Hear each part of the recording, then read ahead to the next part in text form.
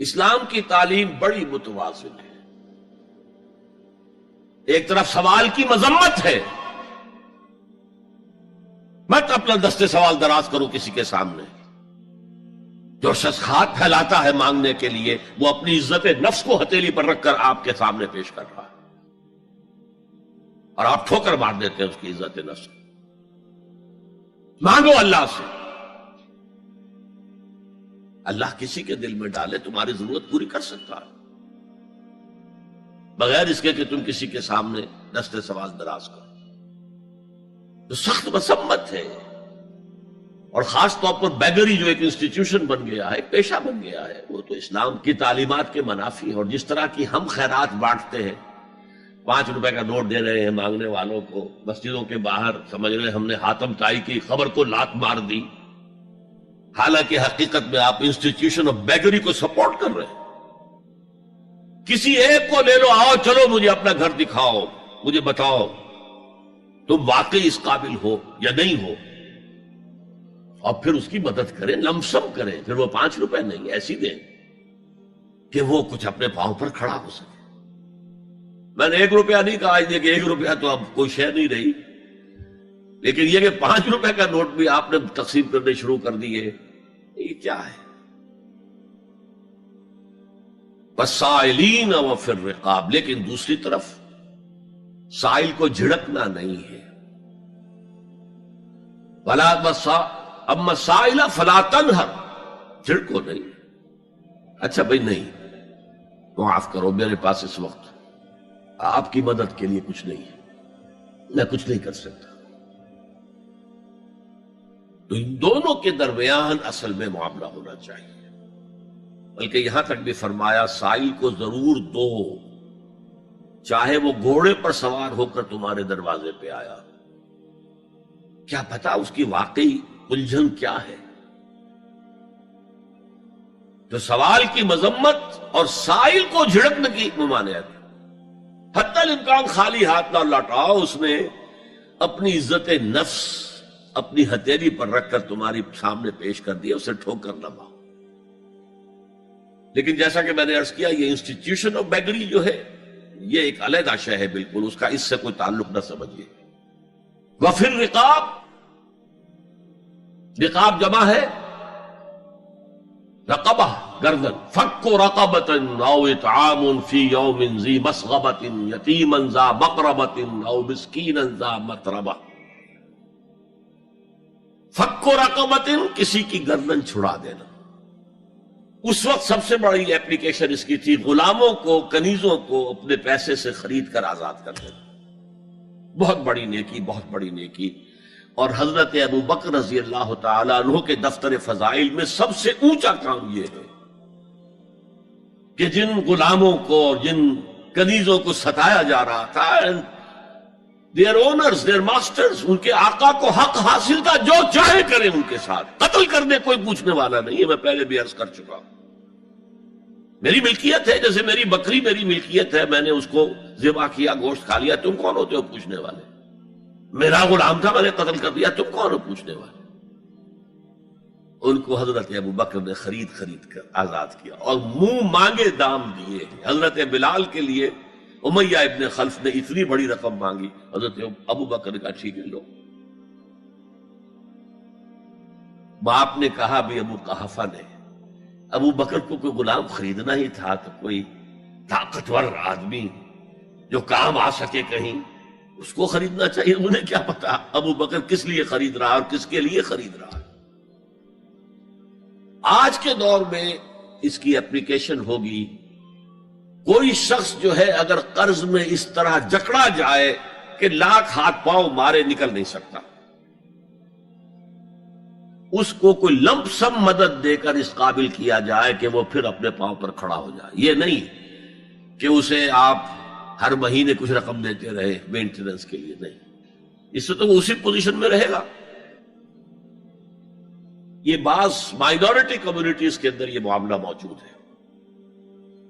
کوئی بھائی اگر گر گیا ہے کاروبار میں تو اس کی پھر ایسی مدد کی جائے کہ وہ پھر آپ کی صف میں آ کر کھڑا ہو جائے. Respectable members of your community وہ اس شکل میں پہنچ جائے. یہ بھی فک و رقبتن اس کی ذیل میں آج کل آئے گا. اب اس کے بعد آیا وَأَقَامَ الصَّلَاةَ وَآتَى الزَّكَاةَ. یہ دو کیا ہیں؟ یہ عبادات کی شکل میں دو ستون ہیں جو ان دو چیزوں کو سپورٹ کرتے ہیں جو اب تک بیان ہوئی ہیں. ایمان کو تازہ رکھنے کے لیے نماز قائم کرو. ہر نماز ایمان کی تجدید ہے. اقیم الصلاۃ لذکری، نماز قائم کرو میری یاد کے لیے. اپنا عہد اللہ کے ساتھ تازہ کرو. ایاک نعبد و ایاک نستعین، اے اللہ ہم تیری ہی بندگی کرتے ہیں اور کرتے رہیں گے، تجھ ہی سے مدد مانگتے ہیں اور مانگتے رہیں گے. اپنے اس عہد بندگی کو تازہ کرو، ایمان کو تازہ کرو. الحمدللہ رب العالمین الرحمن الرحیم. ایمان باللہ تازہ ہوا نا. مالک یوم الدین، ایمان بالآخرہ تازہ ہو گیا. یہ ہے ایمان کو قائم رکھنے کے لیے، نیکی کی اس روح کو برقرار رکھنے کے لیے اللہ تعالی کی طرف سے یہ ستون ہے. الصلاۃ عماد الدین، دین کا ستون ہے یہ نماز. اس بحث میں اس کا مقصد کیا ہے وہ میں نے بیان کر دیا. بعد میں کیوں آ رہا ہے؟ یعنی کہ اصل شے ہے ایمان، اور ایمان کو سپورٹ کرنے والا ستون ہے نماز. عملی نیکی میں اصل شے ہے ہمدردی، ہمدردی میں مال خرچ کرنا، اور اس کے لیے ستون ہے زکوٰۃ. کم سے کم یہ 2.5% تو نکالو، بوتل کا کارک تو کھل جائے، پھر اور بھی دو اور بھی دو اور بھی دو. یہ تو obligatory ہے، یہ تو فرض ہے، یہ تو لازم ہے. لیکن مقصد کیا ہے؟ اس کو جو سمجھ لیا بس یہی زکوٰۃ ہی ہمارے ذمے میں ہے، وہ بڑے مغالطے میں. حضور نے فرمایا صلی اللہ علیہ وسلم ان فی المال حقا سوى الزکوٰۃ. اے مسلمانوں یہ نہ سمجھنا کہ بس زکوٰۃ ادا کر دی تو تمہارے مال کا سارا حق ادا ہو گیا. ان فی المال حقا سوى الزکوٰۃ، تمہارے اموال میں حق ہے اللہ کا زکوٰۃ کے علاوہ بھی. اور پھر آپ نے یہ آیت پڑھی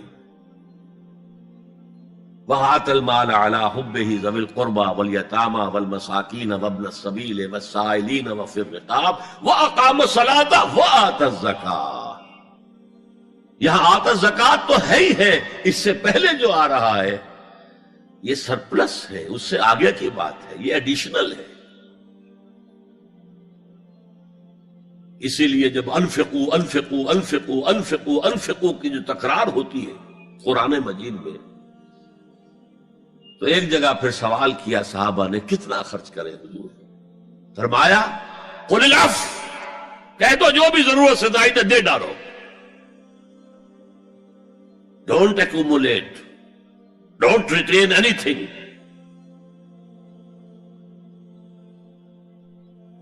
ایک بات آپ سے کہوں، آپ کچھ چونک جائیں گے.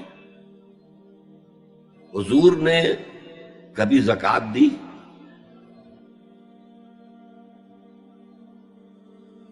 کبھی نصاب کے بقدر پیسہ آپ کے پاس جمع ہوا کہ آپ پر زکوٰۃ واجب ہوتی؟ کیسی عجیب بات ہے. ارکان دین میں سے ایک رکن سرے سے غائب. کبھی آپ نے مال رکھا ہی نہیں.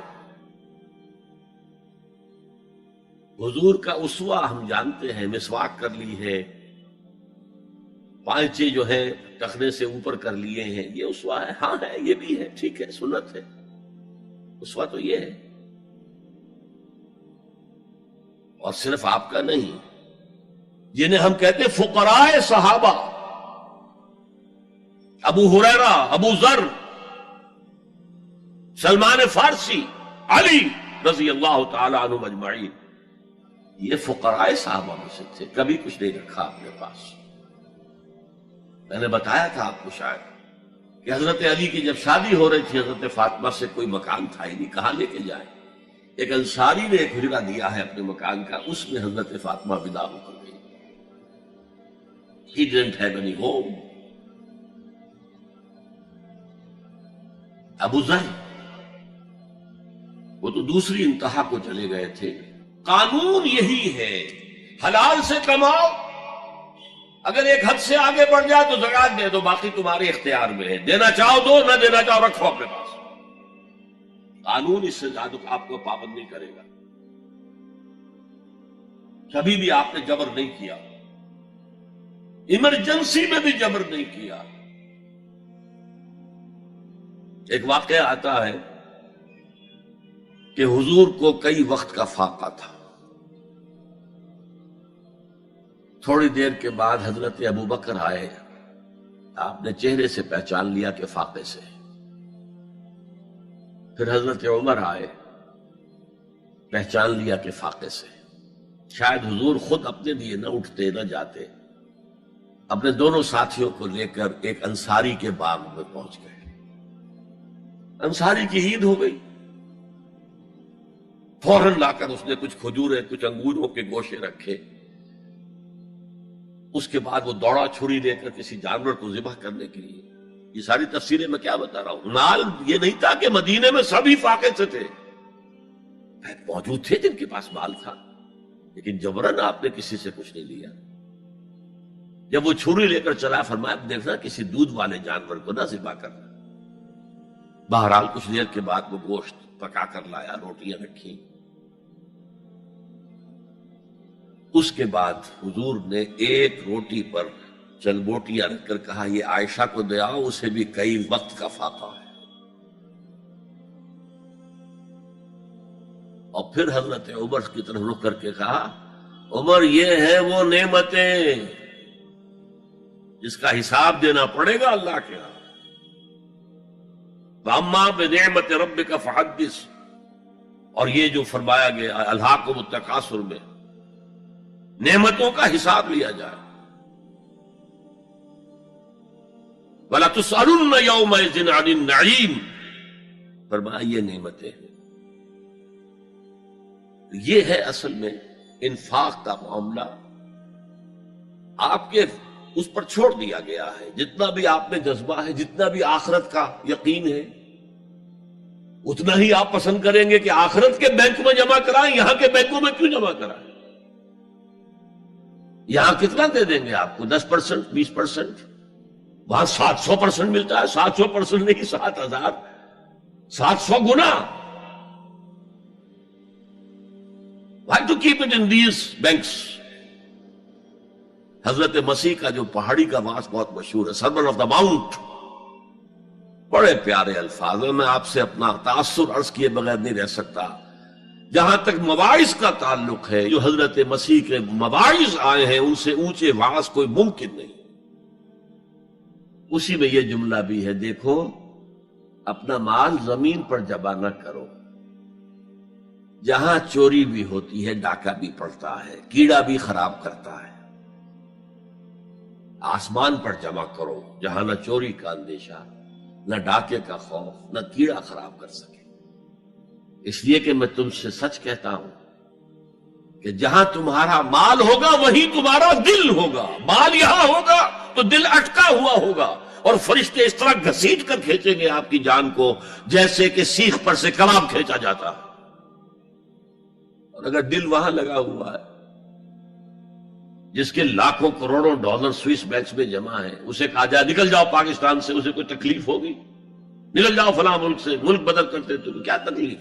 میرے بینک کے اندر پیسے ہیں. البتہ جس کا باہر کچھ نہ ہو اسے اگر یہ دی جائے سزا تو اس کی تو جان پر بن جائے گی.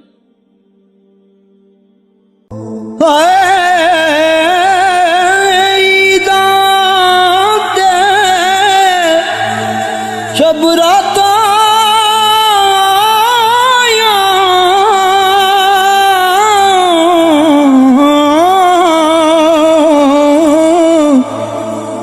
سب لوگ گران آئے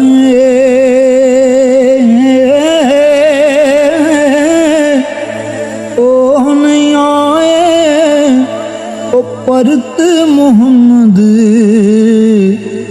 जो आप हथीं दफना